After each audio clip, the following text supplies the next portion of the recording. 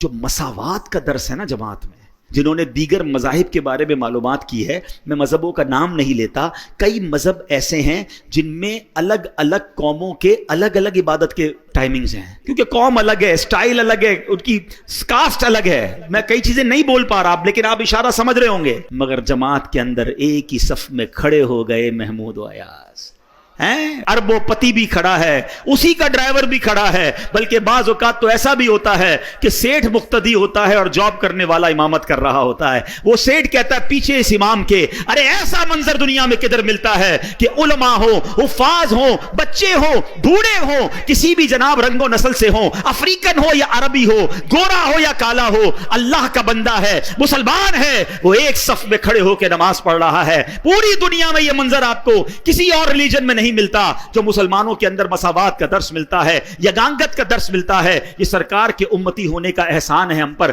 جب یہ منظر میرے رب کی رحمت ملاحظہ کرتی ہوگی، کیسی رحمتیں برستی ہوں گی۔ اور نماز قضا ہونے کا تو تصور بھی نہیں ہونا چاہیے، یعنی یہ تو ہماری ڈکشنری میں نہیں ہونا چاہیے کہ نماز بھی قضا ہو سکتی ہے، یہ پاسبل ہی نہیں ہے۔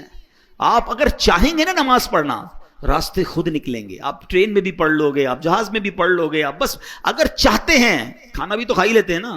لوگ کہتے ہیں یار 4 نمازیں تو پڑھ لیتے ہیں، فجر نہیں ہو پاتی۔ کیوں بھائی؟ کہتے ہیں آنکھ نہیں کھلتی۔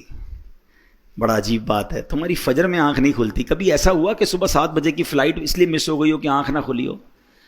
7 بجے کی فلائٹ تھی تو رات تو سویا ہی نہیں تھا میں حضرت، خوشی کے مارے 4 بجے ایئرپورٹ پہنچ گیا تھا۔